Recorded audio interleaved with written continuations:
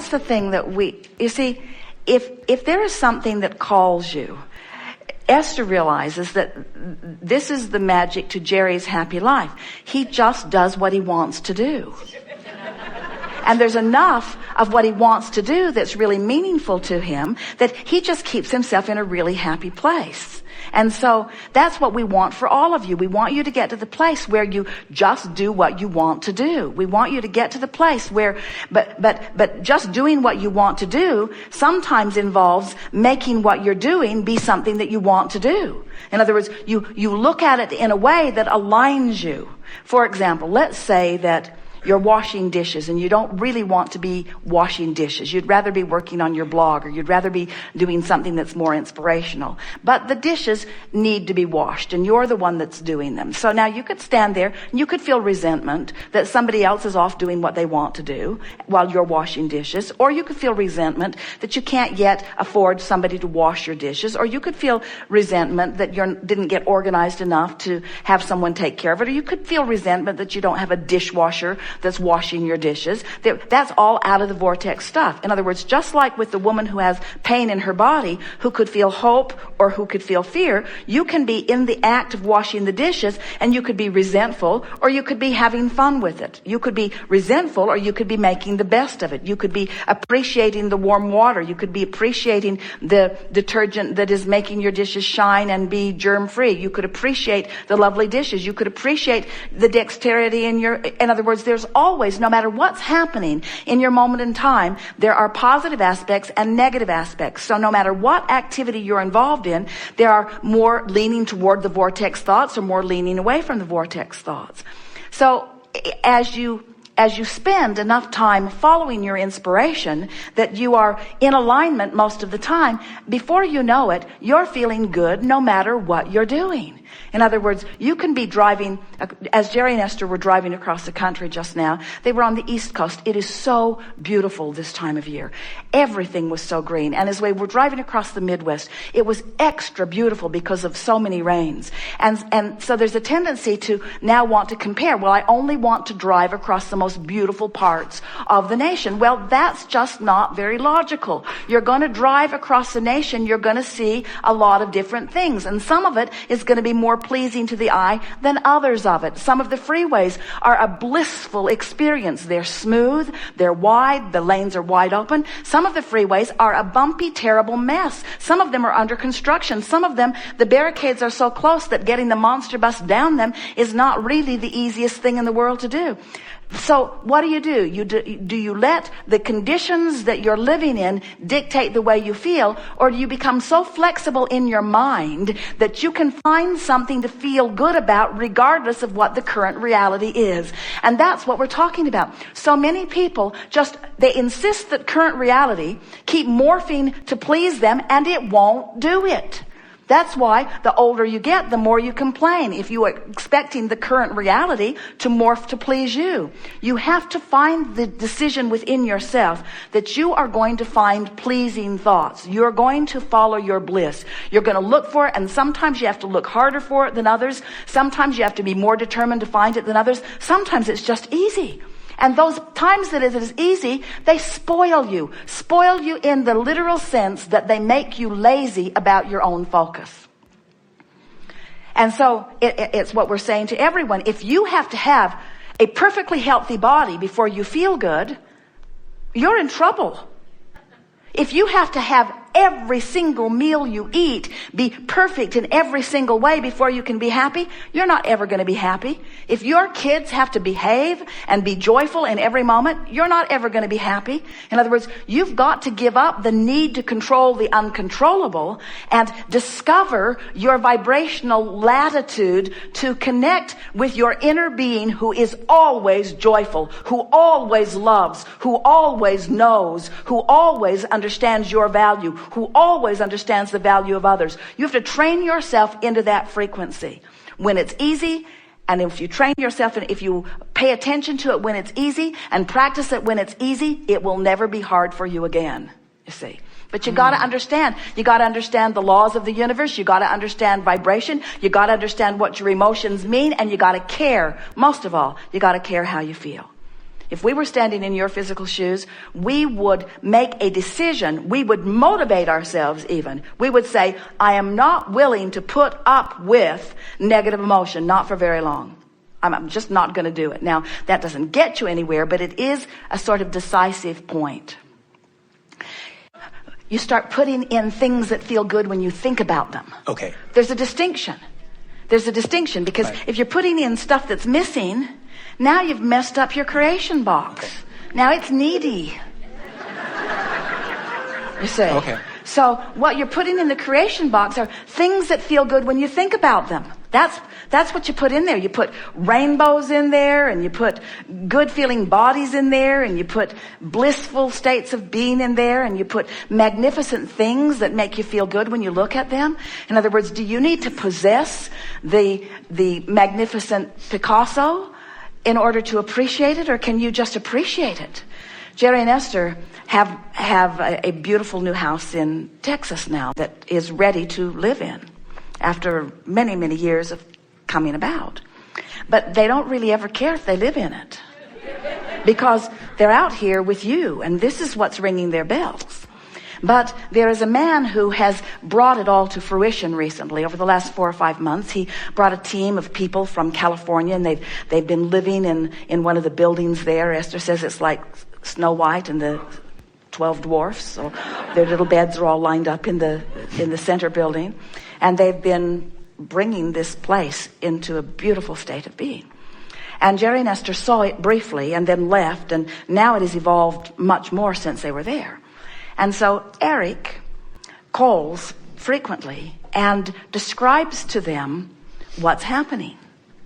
And the thing that is so interesting is that he just loves the process.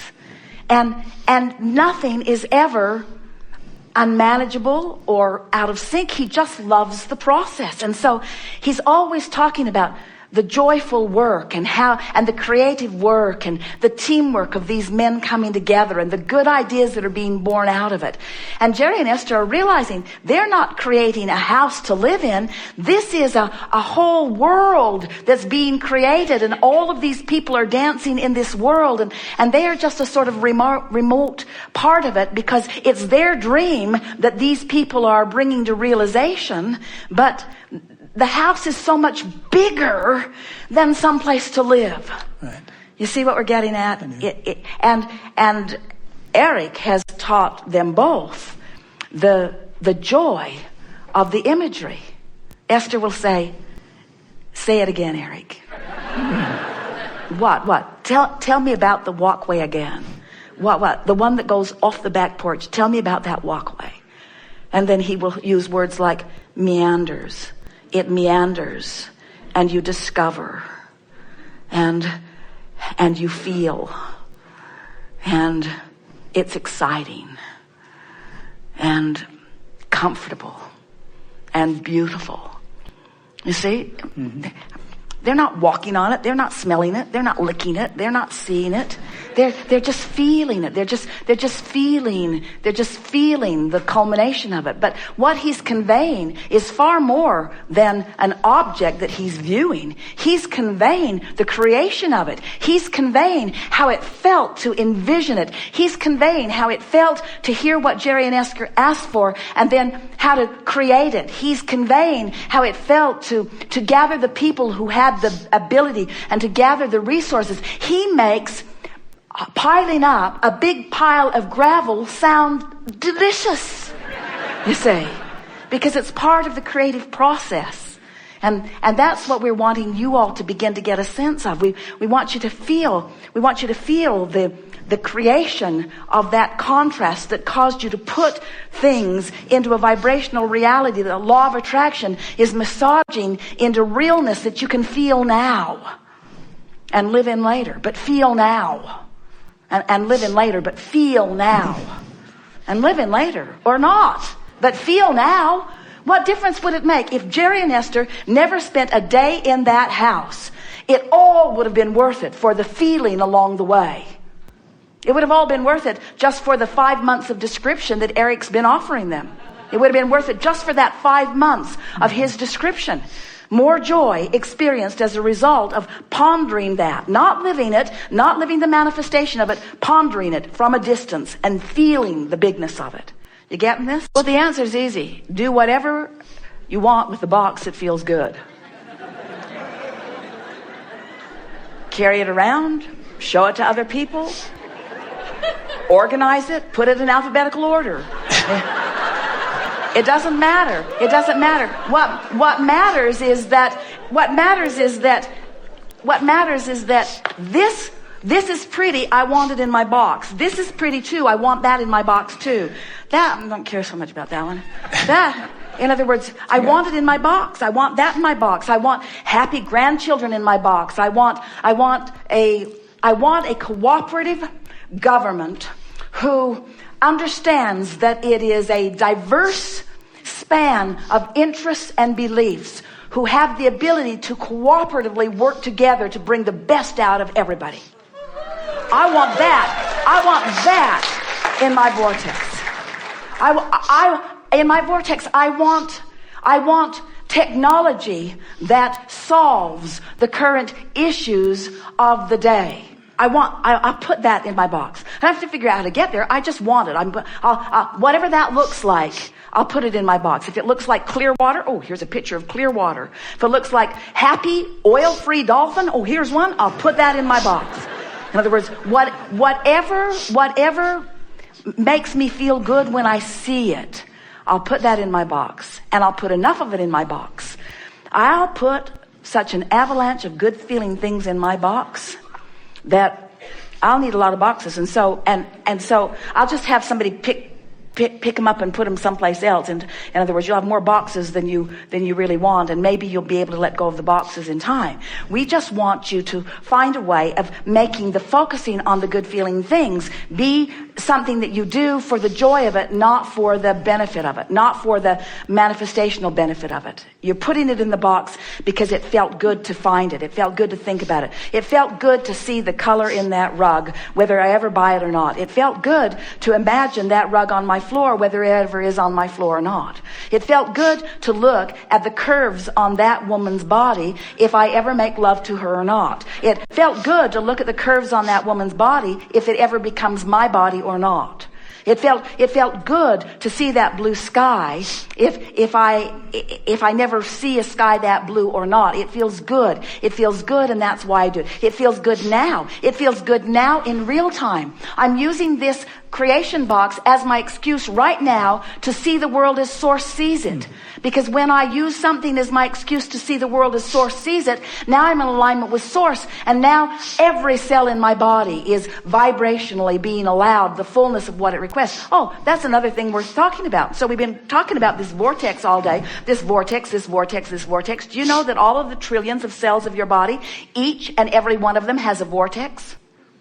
And so the cell gets a little out of whack because you ingested something, or you drank something, or you bumped up against some bacteria or something. And so the cell receives it, knows what it doesn't want, knows what it does want, throws it into the vortex. Do you know that you've got trillions of cells putting things into a vortex that is creating a physical body, a cellular body that is like your physical body?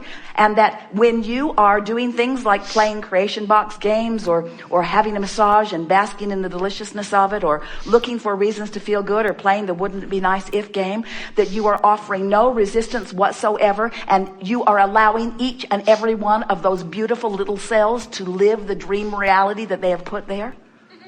Seriously, we're not kidding you. Your cells know how to create a perfect body. But if you're ornery, you're not letting them have the body that they've put into their vortex. And then you're sick, you see. But if you could get happy for a moment, you'd stop disallowing your cells their virtual reality experience, and you would be well immediately. That's what healing is. Healing is the lifting of resistance and the allowing of the alignment with the real experience that is in the vortex. Just for the next week, do the creation box and the book of positive aspects and transform your world. Just do it for the fun of doing it.